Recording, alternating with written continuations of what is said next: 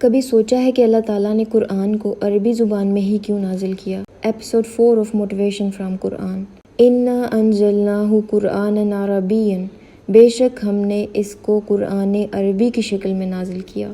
کیوں نازل کیا؟ لَعَلَّكُمْ تَعْقِلُونَ، تاکہ تم سمجھ سکو۔ عقل کا لفظی معنی ہوتا ہے باندھنا، یعنی اس کے معنی کو باندھ سکو، گریسپ کر سکو، تمہارے دل میں بیٹھ جائیں، باریکی کے ساتھ تمہیں سمجھ آ جائیں۔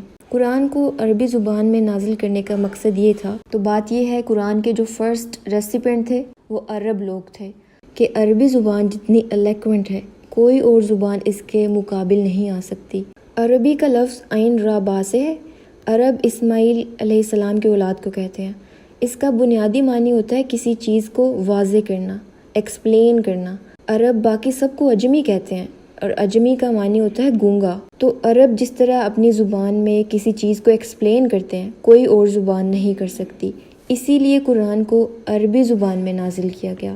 دنیا کی کوئی دوسری زبان اس کے معنی کو اپنے اندر اٹھا ہی نہیں سکتی، کسی زبان کے اندر اتنی کیپیسٹی ہی نہیں ہے۔ اسی لیے پھر ہم کسی بھی ٹرانسلیشن کو قرآن نہیں کہہ سکتے، وہ صرف ٹرانسلیشن ہوگی۔ قرآن وہی ہے جو عربی زبان میں آیا۔ تو جب تک ہم قرآن کو اس کی زبان میں نہیں پڑھتے، کبھی بھی صحیح معنوں میں اس کی قدر نہیں پہچان سکتے۔ تو جو قرآن کو سمجھنا چاہتا ہے اس کے لیے لازم ہے کہ وہ عربی زبان کو جانے، اس کو سیکھے۔ یہ ویڈیو ان لوگوں تک پہنچا دے جو قرآن کو صحیح معنوں میں سمجھنا اور سیکھنا چاہتے ہیں۔